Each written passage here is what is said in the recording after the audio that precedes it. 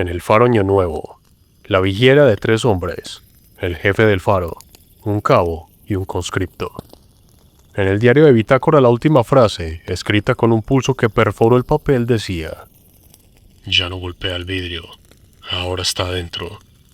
Está sentado a la mesa con nosotros. Dios nos perdone por dejarlo pasar. Nunca se encontraron los cuerpos, ni botes faltantes, ni rastros de lucha. Solo 3 sillas frente a 3 platos de comida que nadie llegó a probar. Esta no es otra historia de fantasmas. Es la crónica de lo que sucede cuando el fin del mundo decide entrar a tu casa sin permiso. Pónganse cómodos, relájense y acérquense a la luz para que hablemos de la oscuridad. Soy el Cuentacuentos.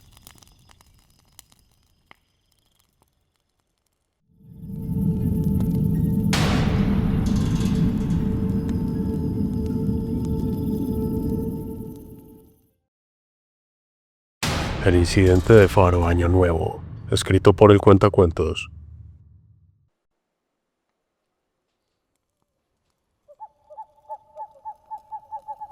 Mire, pibe, yo no cuento esto en los asados de la base naval, porque después te miran como si se te hubiera oxidado el juicio.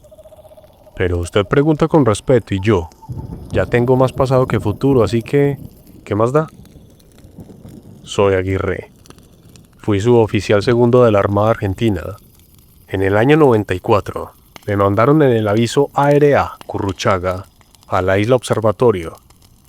Nuestra misión era sencilla: llevar provisiones y hacer el relevo de los 3 marinos que cuidaban el faro Año Nuevo. Para que usted se ubique, ese lugar no es para cualquiera. Ahí el mapa se termina.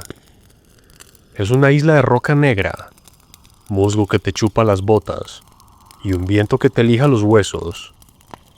En la isla Observatorio, justo frente a la isla de los Estados, allá, en Tierra del Fuego, en Argentina. Ahí se levanta el faro Año Nuevo, una torre cilíndrica de ladrillos pintada con franjas grises y blancas que parece un dedo acusador apuntando al cielo del Atlántico Sur. A diferencia de otros faros que son pura leyenda, este aún sigue ahí, parpadeando cada 10 segundos, custodiando los arrecifes traicioneros donde el clima no conoce la piedad. Al pie de la estructura, la casa habitación de los fareros parece una caja de fósforos hundiéndose en el turbal, conectada a la linterna superior por una escalera de caracol que gime con cada racha de viento de 100 kilómetros por hora. Es un lugar diseñado para la vigilancia, pero también para el aislamiento total. Una vez que el barco de la Armada se pierde en el horizonte hacia Ushuaia, los 3 hombres que quedan allí saben que su único vínculo con la civilización es un haz de luz que corta la neblina cada pocos segundos. Esa mañana, el mar estaba picado. Lo que allá es decir que las olas tenían el tamaño de un edificio de 3 pisos. Logramos bajar en un bote de goma, saltando entre las rocas con el agua calando hasta los pulmones. Éramos 4. El teniente Vaca, 2 conscriptos, esos pibes que hacían el servicio militar y que no sabían ni en dónde estaban parados, y yo. Lo primero que me dio mala espina fue el silencio. En un faro siempre hay ruido. Si no es el motor del generador, es la radio con la estática de Río Gallegos, o al menos el olor a café y a pucho. Pero ahí nada. Solo el chiflido del viento colándose por las rendijas. ¡Suboficial!, me gritó el teniente sobre el rugido del mar. ¿Por qué no salieron a recibirnos? Yo me encogí de hombros, pero ya tenía la mano en la cartuchera de la 9 milímetros. Subimos la cuesta de madera, patinando por el hielo. Al llegar a la puerta principal, que es de una madera pesada, reforzada para que el temporal no la huele, la encontramos cerrada, pero no con llave. Se notaba que estaba trabada desde el lado de adentro, con una barra de metal. Golpeamos. 1, 2, 3 minutos. Nada. Echen la puerta abajo, ordenó Vaca. Entre los cuatro le dimos un hombrazo tras otro, hasta que el marco cedió. El aire que salió desde adentro estaba viciado, pesado, con un olor a encierro y a algo amargo que no supe identificar. Pero lo más raro fue el calor. Hacía un calor de morirse. Tenían la estufa leña al máximo, al rojo vivo, como si quisieran quemar el aire. Entramos al comedor. La escena era de locos, pibe. La mesa estaba servida para 3. Había 3 platos con un guiso de lentejas que ya se había puesto negro de la humedad. 3 vasos con vino a medio tomar y los cubiertos acomodados, como si se hubieran sentado a almorzar y algo los hubiera hecho desaparecer en un parpadeo. ¿Dónde carajos están?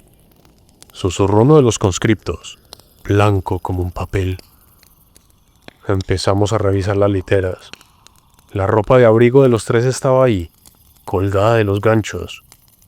Sus fusiles FAL reglamentarios estaban en el armero, con los candados puestos. Nadie, en su sano juicio, sale a la intemperie de la isla observatorio sin su campera térmica, y menos sin arma, porque ahí arriba entre los acantilados, a veces el aislamiento te hace ver sombras que no son humanas. Fuimos hasta la linterna, la parte de arriba donde están los cristales y el sistema de luz. El faro estaba apagado. Eso es un pecado mortal en la marina, una falta que te lleva a la corte marcial directo. Pero cuando llegamos arriba, entendimos que el problema no era la negligencia. Los cristales, que son gruesos como el puño de un hombre para aguantar la presión del viento, estaban rajados, pero no por fuera, donde golpean las piedras o el granizo. Las rajaduras venían de adentro, como si alguien hubiera estado golpeando el vidrio con la cabeza o con las manos desnudas intentando salir. En el suelo, cerca del mecanismo del faro, encontré la bitácora, el cuaderno donde anotan las novedades del día. El jefe de ese puesto era el sargento mayor Olmos, un tipo de 50 años, serio, que no creía ni en la luz mala ni en nada que no estuviera en el reglamento. Agarré el cuaderno. Las primeras páginas eran normales. Viento del sudoeste, 80 nudos. Motor 2 con falla de aceite. Sin novedad. Pero las últimas 3 hojas eran otra cosa. La letra de Olmos, que siempre era prolija, se volvía un garabato desesperado. Leí la primera anotación de esa semana final y se me erizaron los pelos del brazo. Decía: Día 12. El cabo Benítez jura que hay alguien afuera. Dice que lo ve desde la linterna, a 30 metros de altura, flotando sobre el acantilado. Dice que el visitante le pide permiso para entrar, porque tiene frío. Le ordené a Benítez que tome una aspirina y se acueste. Es el mal de la isla. La soledad nos está jugando sucio. Miré al teniente Vaca, que estaba leyendo sobre mi hombro. Él también se dio cuenta. A esta altura, en esa roca pelada, no hay árboles, no hay escaleras externas, no hay nada donde un hombre pueda pararse. Si había alguien del otro lado del vidrio, estaba suspendido en el aire, sobre un abismo de rocas filosas y abuelada. Pasé la página. El papel estaba manchado de algo que parecía grasa o aceite negro. Día 14. Ya no es solo Benítez. El conscripto más joven, ese chico de Salta, no para de llorar. Dice que el que está afuera tiene la voz de su madre. La puerta está trabada con la barra, pero escuchamos los pasos en el techo. No son pasos de hombre. Suena como si algo pesado y húmedo se arrastrara sobre la madera. Benítez quiere abrir la ventana de la linterna. Dice que él está sufriendo, que está congelado. Tuve que encadenar la ventana. En ese momento, pibe, se cortó la luz en todo el faro. El generador, que hasta entonces zumbaba de fondo, se murió de golpe. Nos quedamos en una oscuridad total, a pleno mediodía, porque las nubes afuera eran tan negras que no dejaban pasar ni un rayo de sol. Y entonces lo escuchamos. No fue un grito, ni un golpe. Fue un sonido de algo rascando, justo debajo de nosotros, en el piso de madera de la linterna, como si alguien estuviera usando las uñas para subir por la pared lisa. ¿Quién anda ahí? Gritó Vaca desenfundando. El silencio que siguió fue peor. Fue un silencio que pesaba, que te apretaba los oídos. Y de repente, el olor. Ese olor amargo que sentimos al entrar se volvió insoportable. Era olor a mar podrido, a algo que estuvo bajo el agua por décadas y que de golpe sale a la superficie. ¡Suboficial Aguirre! Me llamó uno de los pibes desde abajo, desde la cocina. Su voz sonaba como si estuviera a punto de romperse. Venga a ver esto, por favor. Bajamos las escaleras de metal a toda carrera, con las linternas de mano barriendo la oscuridad. Llegamos al comedor. El conscripto estaba apuntando con su luz a la mesa, a los 3 platos de guiso que antes estaban intactos. Ahora estaban vacíos, limpios, como si alguien hubiera pasado la lengua por cada milímetro de la loza. Y en la silla del medio, la que pertenecía al sargento Olmos, había un charco de agua salada que todavía estaba escurriendo hacia el suelo. Un agua tan fría que, cuando acerqué la mano, sentí que me quemaba la piel. Mire, pibe, en la Armada te enseñan a ser cuadrado. Si algo no está en el manual, no existe. Pero esa tarde en la isla Observatorio, el manual se nos prendió fuego. Ver esos platos vacíos y el charco de agua de mar en la silla del sargento Olmos nos dejó a todos helados. No era agua común. Era como un líquido espeso, casi como si fuera aceite, que dejaba un rastro de escarcha en los bordes de la mesa a pesar del calor sofocante de la estufa. ¡Revisen el sótano! Gritó el teniente Vaca. Estaba nervioso. Se le notaba en el pulso. El sótano de Año Nuevo es una cueva de piedra donde guardan los barriles de gasoil y las raciones de emergencia. Bajamos los 4 en fila, con las linternas cortando la oscuridad que parecía gelatina. El aire allá abajo estaba a 10 grados bajo cero. Las paredes de piedra lloraban agua, pero no goteaban. Esta se quedaba pegada a la roca. Parecía que vibraban. De repente, el conscripto que iba atrás, un pibe correntino de apellido Maidana, pegó un grito que me perforó el tímpano. ¡Ahí! ¡En el rincón! ¡Mi suboficial! Apuntó con la luz. En el rincón más oscuro, detrás de los tambores de combustible, había una figura. Estaba de espaldas, encogida, con una parca de la Armada puesta. Tenía el pelo empapado y los hombros le subían y bajaban con una respiración pesada, como si estuviera intentando sacar agua de los pulmones. ¿Sargento Olmos? Preguntó Vaca, dando un paso al frente. La figura no contestó. Empezó a girar la cabeza, pero lo hacía lento, con un ruido de huesos rotos que se escuchaba clarito sobre el viento de afuera. Cuando la luz de mi linterna le dio de lleno en la nuca, vi algo que me revolvió el estómago.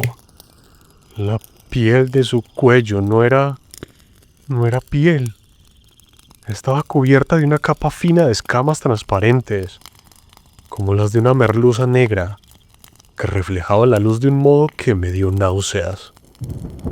¡Identifíquese! Rugió Vaca, ya con la pistola en la mano. La cosa se dio vuelta del todo. No era Olmos. No era nadie que yo hubiera visto en mi vida. Tenía los rasgos de un hombre, sí, pero los ojos eran dos esferas negras, sin pupila, grandes como tazas de café. No tenía nariz, solo dos hendiduras que supuraban ese líquido negro. Lo peor fue la boca. Cuando la abrió, no salieron palabras. Salió un sonido de estática como una radio mal sintonizada, mezclado con el gorgoteo de alguien que se está ahogando. Maidana no aguantó más y disparó su fal. El estruendo en ese sótano de piedra casi nos deja sordos. La bala le dio de lleno en el pecho a la criatura, pero no hubo sangre. Hubo un estallido de vapor frío y el bicho simplemente se deshizo. Se transformó en una nube de niebla salina que nos envolvió a todos. ¡Salgan de acá! ¡Arriba, ahora! Grité yo, empujándolos por la escalera. Subimos al comedor tropezando, con el corazón queriendo salírsenos por la boca. Cerramos la escotilla del sótano y le pusimos 2 armarios pesados encima. Estábamos todos jadeando, mirándonos las caras, tratando de entender si lo que habíamos visto era real o un efecto del encierro. Fue ahí cuando el teniente Vaca se dio cuenta de algo. ¿Dónde está el otro conscripto? Preguntó con la voz quebrada. Éramos 4 al bajar, pero en el comedor solo estábamos Vaca, Maidana y yo. El otro pibe, un muchacho de Buenos Aires llamado Rossi, no estaba por ningún lado. No lo habíamos escuchado gritar. No lo habíamos visto quedarse atrás. Simplemente ya no formaba parte del grupo. ¡Rossi! ¡Rossi! ¡Rossi! Empezamos a gritar como locos por todo el faro. Revisamos las habitaciones, la linterna, los baños. Nada. Rossi se había esfumado en el trayecto de 10 escalones entre el sótano y el comedor. Salí al exterior, desafiando el viento que casi me tira por el acantilado. La visibilidad era nula por la neblina, pero juraría por mi madre que allá abajo, donde las olas rompen contra las piedras como si quisieran demoler la isla, vi 3 figuras de pie. Eran 3 sombras largas, estiradas, que no se movían con el viento. Estaban mirando hacia arriba, hacia el faro. Y una de ellas, la más baja, tenía la misma forma que Rossi cuando tenía puesto su gorro de lana. Entré de nuevo, temblando. Vaca estaba sentado en el suelo con la bitácora de Olmos en la mano. Tenía los ojos fijos en una página que no habíamos leído antes. Una hoja que parecía haber aparecido por arte de magia al final del cuaderno. Suboficial, mire esto. Me dijo pasándome el libro. La anotación no tenía fecha. La letra ya no era de Olmos. Era una escritura rara, como antigua, elegante, pero parecía escrita a la vez por alguien que no sabía cómo usar la mano. Decía: El mar no devuelve nada, solo lo presta por un tiempo. Cometimos el error de creer que esta luz era nuestra. Ahora que se apagó, los dueños del lugar vienen a cobrar. No busquen a los que faltan. Mírense ustedes mismos en el reflejo del agua, antes de que el mar se los lleve también. Esa noche, pibe, no dormimos. Nos quedamos en un rincón del comedor, apuntando a la puerta y a la escotilla. Cada tanto escuchábamos un golpe seco en el vidrio de la linterna arriba. Un ritmo constante, como un metrónomo. Y después, una voz.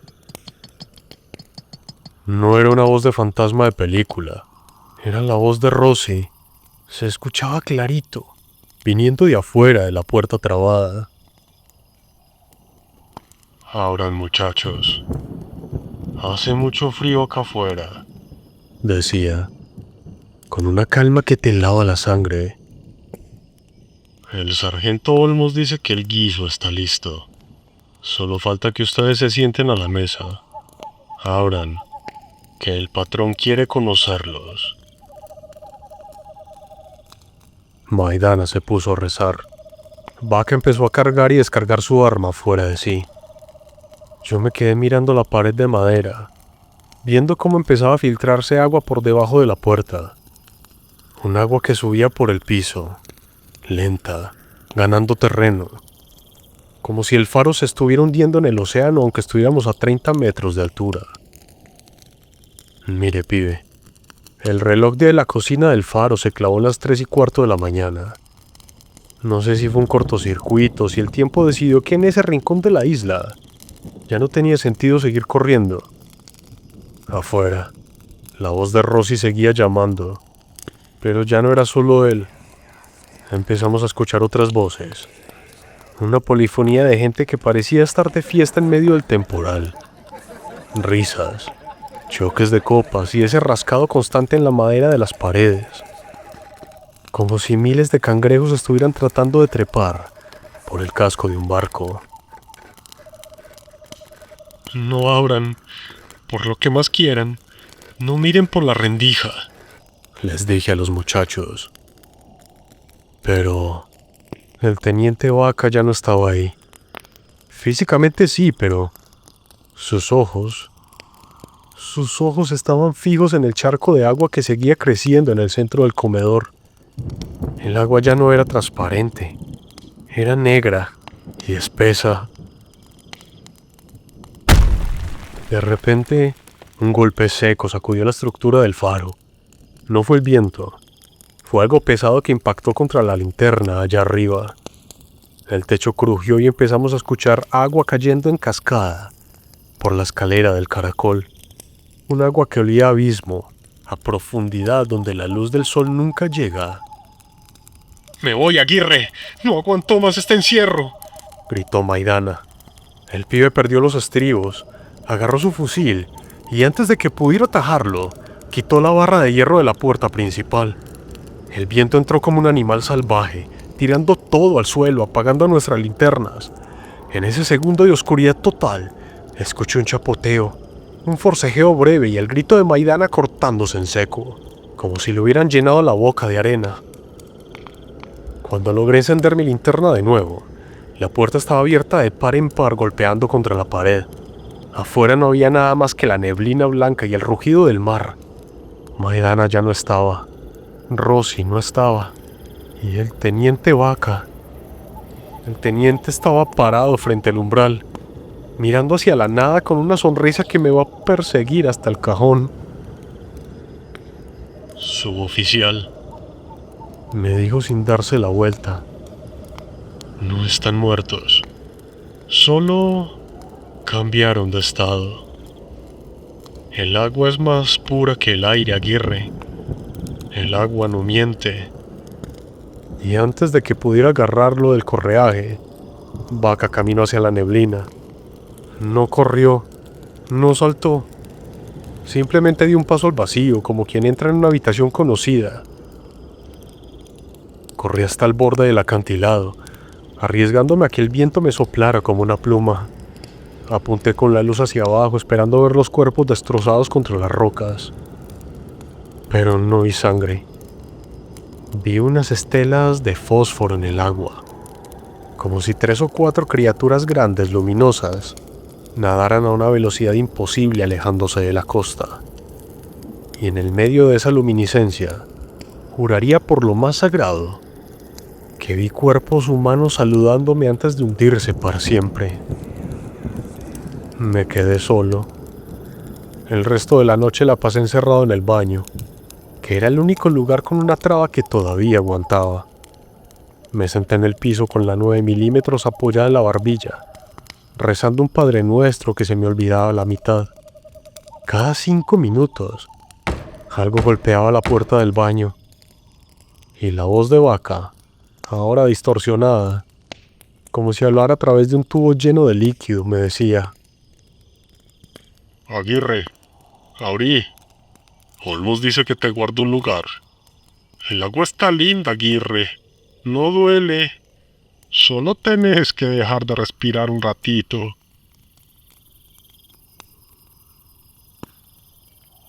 Al amanecer, cuando el buque Gurruchaga pudo acercarse de nuevo porque el mar se planchó como un espejo, la patrulla de rescate me encontró en posición fetal, con el cargador del arma vacío.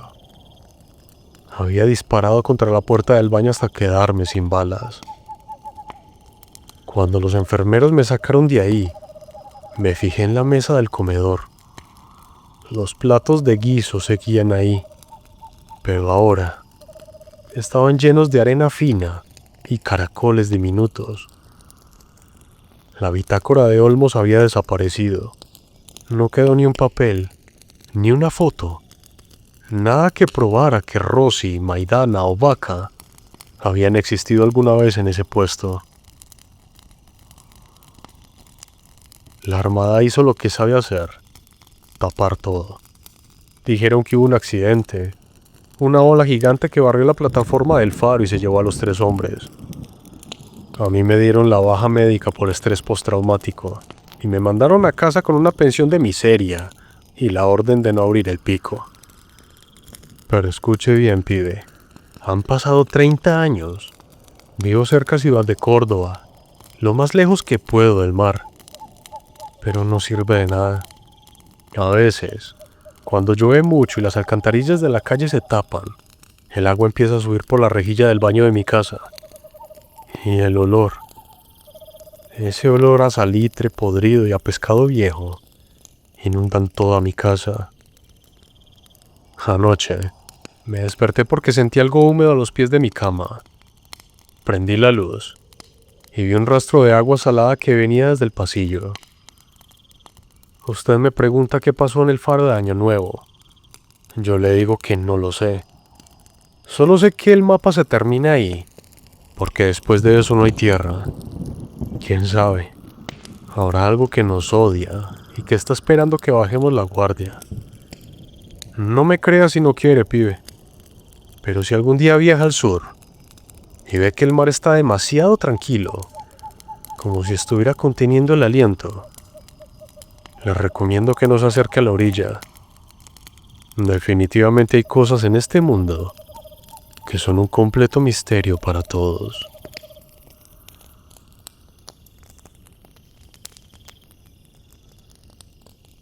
Ahí lo tienen. El suboficial Aguirre todavía vive con el miedo de que el agua suba. Y yo me pregunto, si esa puerta estaba trabada por dentro, ¿quién fue el que la cerró después de que los 3 hombres salieran al vacío? En fin, Tierra del Fuego no es solo el fin del mundo, es el comienzo de algo que no sabemos nombrar. Gracias por acompañarme en este rincón de la oscuridad. Y si pueden, traten de dormir tranquilos. Gracias por escucharme. Soy el Cuentacuentos.